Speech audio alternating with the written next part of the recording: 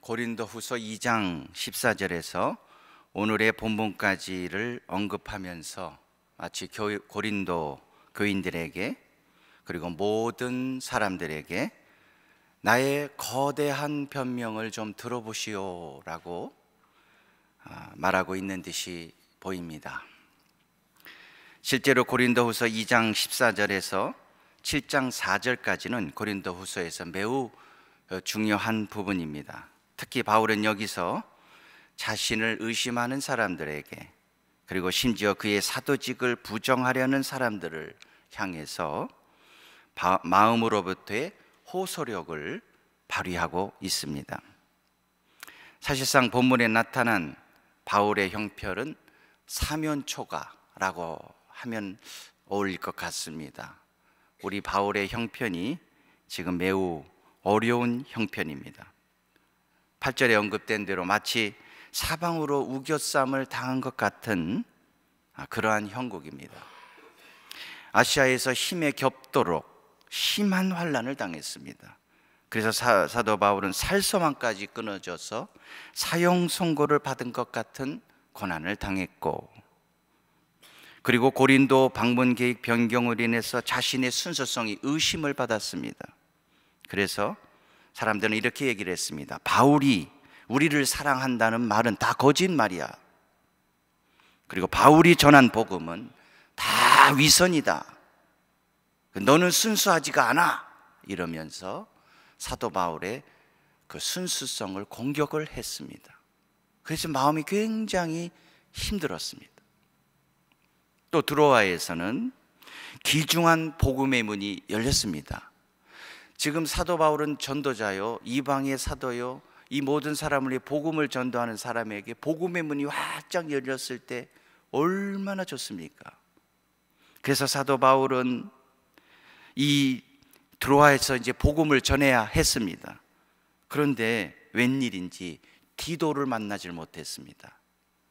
디도에게 눈물의 편지를 써서 고린도 교인들에게 간절한 마음으로 이 편지를 전해주고 그 편지에 대한 답을 기다리고 있었던 이 대사도 바울이 심령이 편치를 못했어요. 사실 고린도후서는 가장 그의 서신서 중에 개인적인 서신입니다. 그리고 그의 인간적인 면이 잘 나타나 있습니다. 그런데 이 대사도가 우리 바울이 어떤 사람입니까? 그런데 디도를 만나지 못하면 내 마음이 편하지를 못하구나 그러면서 복음을 전하지를 못했어요. 그리고 디도를 만나러 마게도냐로 갔다는 말이죠. 이러한 사방팔방에 어려움을 당한 바울이었습니다. 그럼에도 불구하고 바울은 고린도후서 2장 14절 이하에서 자신의 모진 환난 가운데 만났던 위로의 하나님께서 예수 그리스도의 복음을 전하게 하셨다. 그러므로 나를 이기게 하셨으므로 승리의 감정을 가지고 말을 하는 것입니다. 사랑하는 여러분, 사방에서 밀려오는 어려움에 그대로 직면한 바울이 이처럼 갑작스럽게 승리의 확신을 가질 수 있었다는 것은 자체로 놀라운 일이 아닐 수가 없습니다. 여러분, 우리 마음이 여러 가지로 마음이 굉장히 복잡하고 심령이 답답했을 때 여러분 복음에 집중할 수 없었던 적이 있었습니다. 그럼에도 불구하고 오늘 바울은 내가 믿음을 갖고 나를 이기게 하신 하나님을 감사한다고 얘기하는 겁니다. 즉 항상 우리를 그리스도 안에서 이기게 하시고 각처에서 그리스도의 아는 냄새를 나타내시는 하나님께 감사하노라. 우리는 구원받는 자들에게나 망하는 자들에게나 하나님 앞에서 그리스도의 향기니. 여기서 바울은 그리모노를 사용하고 있습니다. 사실 우리 성경에는 각처에서 이기게 하시는 하나님 이렇게 나오는데 우리 그 영어 성경 NIV를 보면은요, Triumphal Procession in Christ 이렇게 되어 있습니다. 그러니까 승리의 행진, 예수 안에서 승리의 행진을 하게 하시는, 그러니까 행진을 하게 하시는 그런 뜻입니다. 그러니까 바울은 로마 군대가 전쟁에서 승리를 하고 개선할 때 많은 사람들이 박수를 쳐줍니다. 그리고 승리해서 전쟁에서 목숨을 걸고 민족으로 해서 승리해서 오는 사람들에게 이제 막 그 향기를 태웁니다. 이제 막 이렇게 불을 태워서 향을 팍 태워서 얼마나 꽃 냄새가 많이 나는지 그 냄새를 많이 풍기면서 이제 박수를 쳐주고 막 개선을 하는 그런 로마 군대인 것이죠.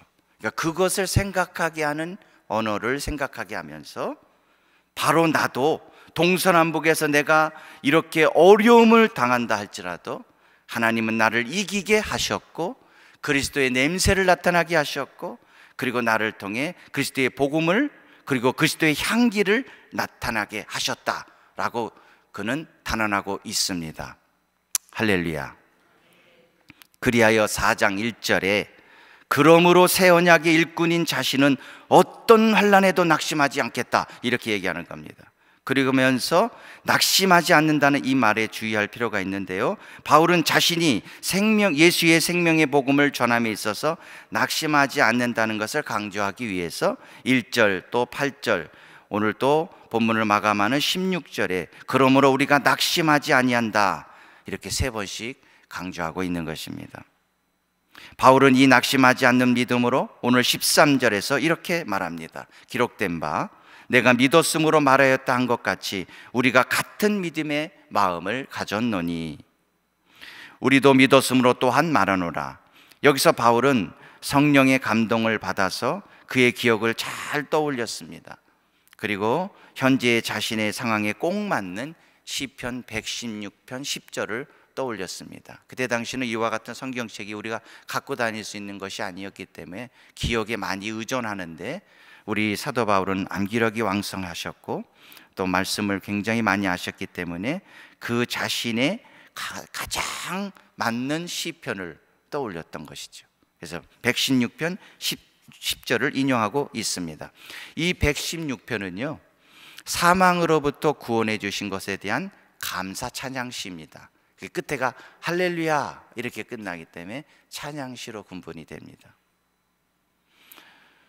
거기 이 116편을 보면 이렇게 말씀이 되어 있습니다. 사망의 줄이 나를 두르고 환난과 슬픔을 만났을 때 내가 놀라서 이르기를 모든 사람이 거짓말장이라 하도다. 지금 사도 바울한테 그렇고 있잖아요. 내가 여호와의 이름으로 기도하기를 주께서 내 영혼을 사망에서 내 눈물에서 건지셨나이다. 그러므로 내가 평생에 기도하겠습니다. 내가 믿는 거로 말하겠습니다. 할렐루야. 바울은 시편 116편 기자의 믿음이 곧 나의 믿음이다.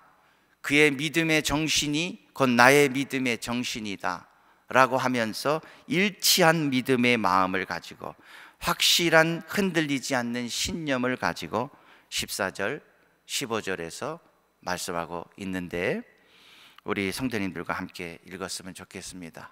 우리 14절 우리 함께 읽어보겠습니다. 시작.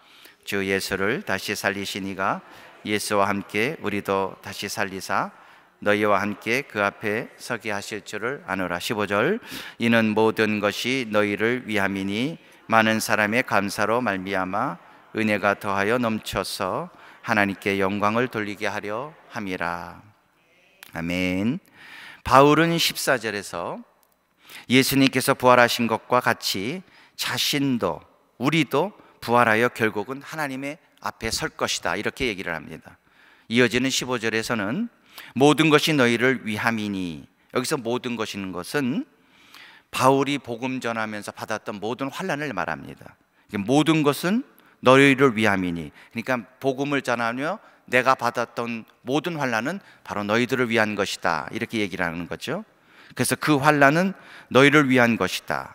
그러면서 사도 바울이 이제 복음에 대해서 얘기를 할 때 바울이 전한 이렇게 15절을 생각하면 여러분이 이해하시기가 좋을 것 같습니다. 바울이 전한 복음을 통하여 하나님의 은총을 알게 된 사람들이 많아질수록 이로 인하여 야기될 감사도 더욱 넘칠 것이요 하나님께 드려질 찬양과 영광도 더욱 커질 것이다. 그러니까 사도 바울이 내가 많은 환난을 당하고 지금 내가 너희를 고린도 교인들을 위해서 많은 고통을 당했지만 결국은 마지막 날에 많은 사람들이 더 풍성한 그리스도인들이 많아져서 하나님께 감사가 넘칠 것이고 하나님께는 영광이 될 것이고 나는 기쁨이 될 것이기 때문에 나는 믿음을 가지고 여러분한테 말할 수가 있습니다. 이런 뜻이 되는 거죠. 그러니까 바울은 믿음으로 지금 바라보는 겁니다. 특별히 여기서 바울은 엄청난 환난 속에서 미래의 영광스러운 종말을 바라보고 있다는 것입니다. 종말을 바라보고 있다. 이것이 특이한 사실입니다. 성도 여러분, 바울이 예수의 복음을 전하다가 극심한 고난을 받았으니 얼마나 주님 앞에 서고 싶었겠습니까? 우리의 믿음의 선배들을 생각해 보면 우리 믿음의 선배들은 한결같이 예수님의 재림을 소망했습니다.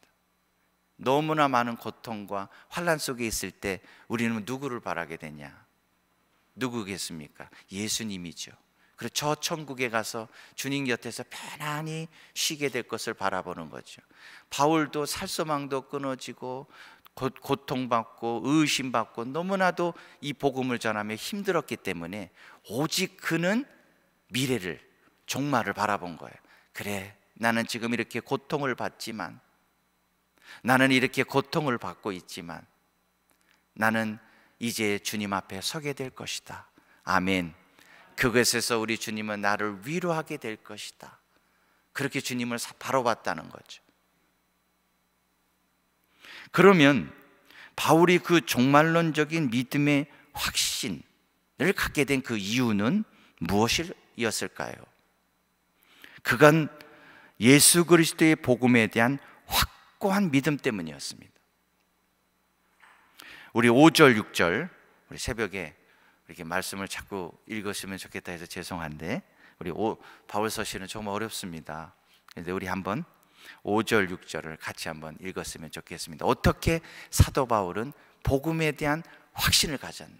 그 어려움 속에서도 이 복음 할 수 있었던 이유가 무엇인가? 그 비밀이 5절, 6절에 있습니다. 우리 5절 우리 한번 읽겠습니다. 시작. 우리는 우리를 전파하는 것이 아니라 오직 그리스도 예수의 주되신 것과 또 예수를 위하여 우리가 너희의 종된 것을 전파함이라. 6절. 어두운 데 빛이 비치리라 말씀하셨던 그 하나님께서 예수 그리스도의 복음에 있는 하나님의 영광을 아는 빛을 우리 마음에 비추셨느니라. 아멘. 바울은 오직 예수의 주되신 것과 예수를 위하여 그들의 종이 된 것을 전파했다. 그렇다면 바울이 전파한 복음은 대체 무엇이었냐 이겁니다. 바울의 복음은 무엇인가? 6절에 창세기 1장 3절 하나님이 이르시되 빛이 있으라 하심에 빛이 있었다 이렇게 얘기를 합니다. 그러니까 바울은 아주 담대하게 창세기의 말씀 빛이 있으라 하심에 빛이 있었고 하나님이 창조하실 때 1장 3절에 나오잖아요. 빛이 있으라 그랬더니 빛이 있었단 말이에요. 그 빛을 지금 생각하는 겁니다. 그래서 아주 담대하게 자신이 전하는 이 복음은 하나님의 창조와 연관이 된다 그런 말씀이에요. 여러분 믿으십니까? 캄캄하게 어두운 곳에 빛이 비추는 것처럼 바울이 생명을 다해 전한 복음 속에는 예수 그리스도의 영광의 복음의 광채가 비추입니다. 그 영광의 광채를 비추는 것은 예수님은 바로 하나님의 형상이신 줄로 믿습니다. 여기서의 영광은 하나님의 영광과 형상과 교호적으로 사용이 될 수 있는 단어입니다. 그러니까 바울은 결코 자신이 잊을 수 없었던 것을 떠올린 것입니다. 그게 담의색입니다. 영광스러운 하나님의 형상으로 나타나시는 예수님의 영광스러운 빛을 담의색에서 받았던 것을 떠올린 것입니다. 사도행전 9장 3절에 사울이 길을 가다가 바울이 길을 가다가 담의색에 가까이 이르니 호련히 갑자기 빛이 그를 둘러 비치는지라. 사도행전 26장 13절에는 정오의 빛보다 더 밝은 빛이었다라고 얘기하는 거예요. 그때가 정오였어요. 그때 고대 근동 이 아시아에는 굉장히 햇빛이 뜨겁습니다.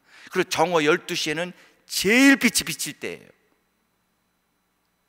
그 강한 빛이 있는데 너무 뜨거운데 갑자기 그보다도 형용할 수 없는 빛이 사도 바울을 확 비쳤다는 거예요.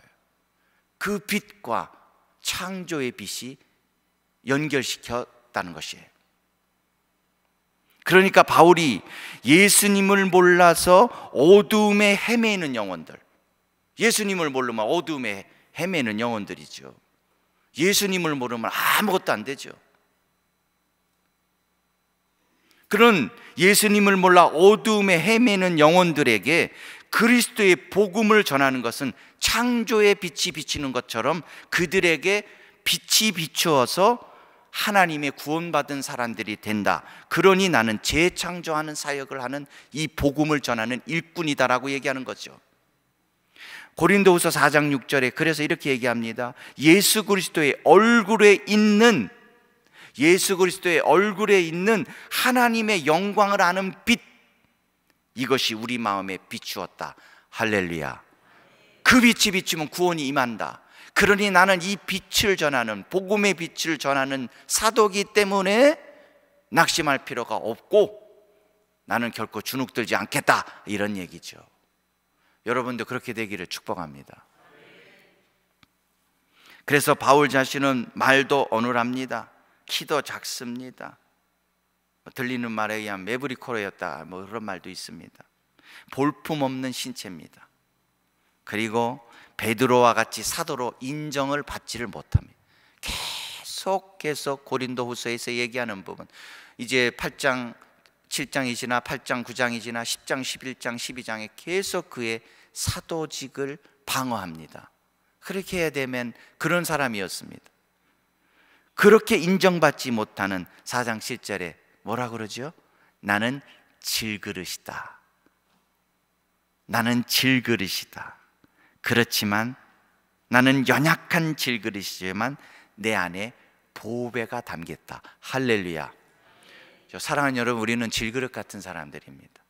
그렇지만 우리 안에 보배가 있기 때문에 보통 질그릇이 아닌 줄로 믿습니다. 그래서 그 보배로 인해서 심히 큰 능력이 나타난다, 이렇게 고백을 하는 것입니다. 내가 나타나는 것이 아니라 이 보배가 능력을 나타낸다, 이렇게 얘기하는 것입니다. 사도 바울이 얼마나 능력을 많이 그렇지만 내가 하는 것이 아니라 나는 질그릇 같지만 내 안에 보배 예수 그리스도가 있어서 이 보배가 능력을 나타낸다, 이렇게 얘기하는 것입니다. 그래야 바울은 그 어떤 환난에도 낙심하지를 않습니다. 그래서 저는 이 본문 8절에서 9절을 제가 붙여봤어요. 고난의 헌장이다, 이렇게 얘기했어요. 이보다 더 아름답게 고난을 표현할 수 있을까? 거의 시라고 해도 상관이 없을 것 같습니다. 그러니까 그가 받았던 고난에 대해 이렇게 시적으로 표현할 수 있는 거죠. 사도 바울은 사실 옥중에서도 서신을 보내면서 에베소 5장 9절 19절에 시와 찬송과 신령한 노래들로 서로 화답해라. 그분은 옥에 있어도 시로 얘기하라고 얘기하는 분입니다. 그래서 이렇게 얘기하죠. 사방으로 우겨쌈을 당해도 쌓이지 않고. 아멘이시죠? 답답한 일을 당해도 낙심하지 않고, 박해를 받아도 버림받지 않고, 거꾸로팀을 당해도 망하지가 않고, 그의 거대한 변명의 중심부에서 또 한 번 고난의 현장을 이렇게 아름답게 묘사합니다. 우리는 속이는 자 같으나 참되고 무명한 자 같으나 유명한 자요, 죽은 자 같으나 보라 우리가 살아있고, 근심하는 자 같으나 항상 기뻐하고, 가난한 자 같으나 많은 사람을 부요하게 하고, 아무것도 없는 자 같으나 모든 것을 가진 자로다. 아멘. 이런 믿음을 가진 바울은 자신의 전한 복음으로 사람들이 혹은 교회가 예수 그리스도의 빛으로 말미암아 새롭게 창조가 되니까 자신은 뛸 듯이 기쁘다는 겁니다. 그래서 10장 12절에 예수의 죽음을 내 몸에 짊어지는 것은 예수의 생명이 또한 우리 몸에서 나타나게 하려 함이라. 그런즉 사망은 우리 안에서 역사하고 생명은 너희 안에서 역사하느니라. 할렐루야. 더 나아가 본문 13절에서 그러므로 내가 믿었으므로 또한 이렇게 말하겠다. 내가 예수의 복음 전파하는 일에 온 힘을 다했으므로 나는 예수님과 함께 영광스럽게 부활해서 최종적으로 종말에 하나님의 영광의 찬송을 올리는 면류관이 나에게 기다리고 있다. 아멘. 저는 이 시간 시카고에서 아주 한인교회 우리처럼 이렇게 목자로서 그리고 찬양 사역을 잘하고 있는 집사님 한 분을 여러분에게 소개하고 싶습니다. 이 목자님은 최 집사님이라고 하는데요, 어려운 이민 생활을 하셨던 분입니다. 그래서 볼링장 청소를 저녁마다 오버나잇 했습니다. 정말 이민 생활에 이렇게 한국에서 이민을 와가지고 안 해본 거 없이 다 하다가 그 중에 한 중에 이 볼링장 청소를 했죠. 이 볼링장이 굉장히 큰데 그거를 청소도구도 변변치가 않았던 것으로 보여요. 청소도구도 굉장히 비싸다고 들었는데 이분은 청소도구가 없으니까 이렇게 막 마포질을 하고 얼마나 힘들겠어요. 그 많은 것을 혼자 다 해야 되니 말이죠. 그렇지만 이분에게는 찬양의 은사가 있었습니다. 그래서 청소를 하면서 힘들죠. 오버나이트 하면 얼마나 힘들어요. 그러면서 찬양을 하는데 찬양을 하면서 했어요. 그래서 영광 영광 할렐루야, 어느 날은 이런 찬송도 하고 어떤 날은 내 영혼이 은총 입어 이런 찬송도 하면서 열심히 찬양을 하니까 너무나 청소도 잘하고 하루하루가 기뻤다는 거죠. 그래서 하나님이 그곳에서 그에게 큰 은혜를 주셨습니다. 야, 하나님이 나에게 너무나 큰 은혜를 주시는구나. 그러던 중 이제 어렵사리 아기가 없었는데 아기를 낳았어요. 야, 하나님이 내 기도도 들어주시고 찬송도 들어주시고 이러는구나. 그런데 아기를 낳았어요. 너무 기뻤어요. 그런데 이 어느 날 아이가 경기를 하는 거예요. 그래갖고 이하를 갔어요. 에머전시를 갔단 말이죠. 얘가 막 눈이 돌아가고 막 이런 경기하잖아요. 이게 웬일인가 해서 피덩이 같은 애를 데리고 이하를 갔습니다. 그러니까 알고 보니까 애가 심장 질환이에요. 굉장히 급박한 심장에 갑자기 이 아이를 수술하지 않으면 안 되는 이런 상황이에요. 근데 그 아이 이름이 에스더인데 이 에스더에게 수술을 해야 되는데 급하다, 아기 잘하면 죽는다. 그래서 큰 수술을 했습니다. 수술하고 아이를 보니까 이 조그만 아기가요, 튜브를 끼고 산소호흡기 끼고 한숨밖에 안 나오는 거죠.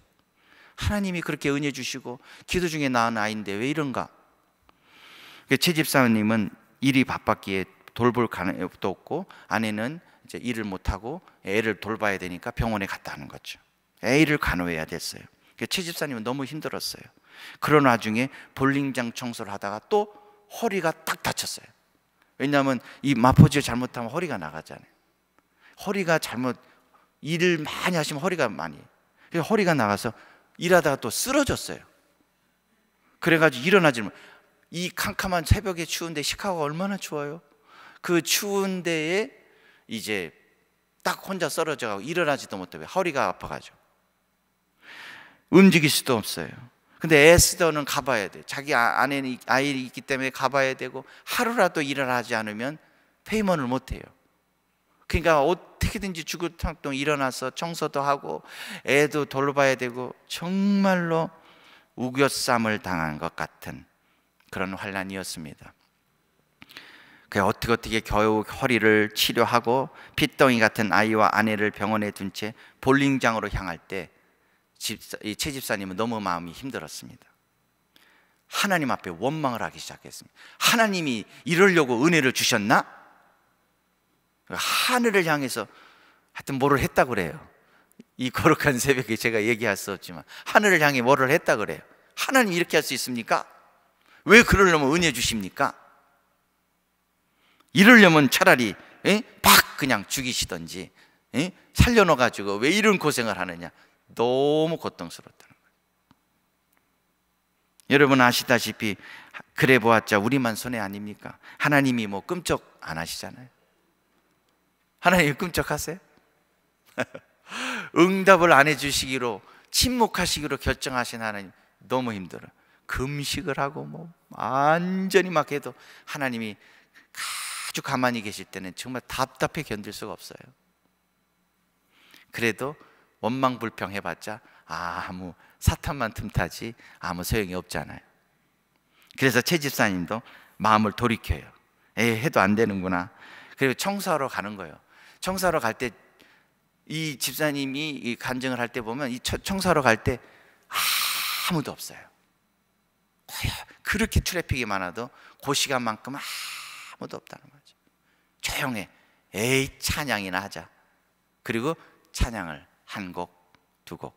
그러면서 기도할 틈이 없잖아요. 얼마나 바빠요. 그러니까 이 시간에 기도를 해야 되겠다. 그리고 고래고래 소리 지르면서 차 안에서 기도했어요. 누구 아는 사람도 없잖아요. 그럼 누구 보는 사람도 없고, 그러니까 주여 주여 부르면서 부흥회를 하는 거죠. 차 속에서. 그러면서 기도하고 하나님을 부르짖기를 하루 이틀 했더니 최 집사님에게 드디어 그리스도의 복음의 영광의 빛이 비추이기 시작했습니다. 할렐루야. 회개가 터졌습니다. 하나님, 제가 잘못했습니다. 그리고 원망이 변해 감사가 났습니다. 그래도 죽지 않고 살지 않습니까? 그래도 저 일할 수 있고 우리 아이 그래도 병원에 좋은 시절에 있지 않습니까? 하나님, 그리고 오늘 저 굶기지 않지 않습니까? 그리고 눈과 마음에, 그러니까 뜨거운 눈물이 흐르는 거예요. 그랬던 어두웠던 최 집사님의 어두웠던 마음에 예수님의 빛의 은혜로 채워지기 시작했던 것입니다. 초췌했던 그의 질그릇 같은 허리도 안 좋고 몸도 호리호리하고 안 좋았던 질그릇 같았지만 보배가 담기니 기적이 일어나기 시작했습니다. 에스더가 살아났어요. 할렐루야. 그래갖고 지금은 어엿한 고등학생, 대학을 다 졸업한 어엿한 아주 예쁜 여자 청년이 됐습니다. 그리고 집사님의 사업도 축복하셔서 사업장도 몇 개를 갖게 됐어요. 그리고 교회에서 목장을 잘 섬기는 목자님일 뿐만이 아니라 찬양을 잘하세요. 그분의 찬양이 참 은혜스러워요. 왜냐하면 고난과 어려움 속에 이게 우러나오는 찬양이기 때문에 그의 향기를 들으면 예수님의 이기게 하는 향기가 뿜어나와요. 그래서 그의 찬양을 통해서 그리스도의 복음의 빛이 발하되면서 주님이 증거되는 그런 도구로 우리 집사님이 사용되고 있습니다. 성도 여러분, 예수님을 섬기는 복음의 삶에서 우리 최 집사님처럼 어려움 중에 있으십니까? 가정에서, 자녀에서, 또 질병으로, 또 일터에서, 또 생각지 않는 인간관계 때문에, 그리고 물질로 인해서, 또는 지금 불확실한 미래 때문에 여러분 혹시 어려움 중에 있으십니까? 그럼에도 불구하고 16절의 말씀처럼 시편 116편 기자의 믿음, 또 바울의 믿음, 이런 예수의 정신, 예수님의 믿음의 정신으로 이렇게 고백하시기를 바랍니다. 내가 믿는 거로 말하리라. 주 예수를 다시 살리신 이가 나도 살리시고 결국 나를 주님 앞에 서게 하실 것이다. 그러므로 나는 낙심하지 아니하겠다. 새 언약의 일꾼으로 주님의 성령이 함께하는 사람으로 복음을 전하고 예수의 복음을 위해 삶으로 이기게 하시는 예수의 향기를 내가 바라리라. 그렇게 되면 우리의 겉사람은 낡아질 것이지만 우리의 속사람은 날로 새로워질 것을 믿습니다. 17절에 왜냐하면 우리가 잠시 받는 환난의 가벼운 것은 지극히 크고, 그러니까 더욱 뛰어나게 영원한 영광의 큰 것을 이루게 할 것이기 때문입니다. 다시 말해서 환난에 경한 것은 요만큼이라는 겁니다. 바울과 그분들이 당한 환난이 정말 요만큼일까요?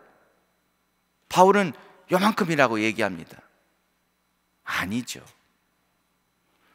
바울이 받았던 고난은 정말 강한 고난이었습니다.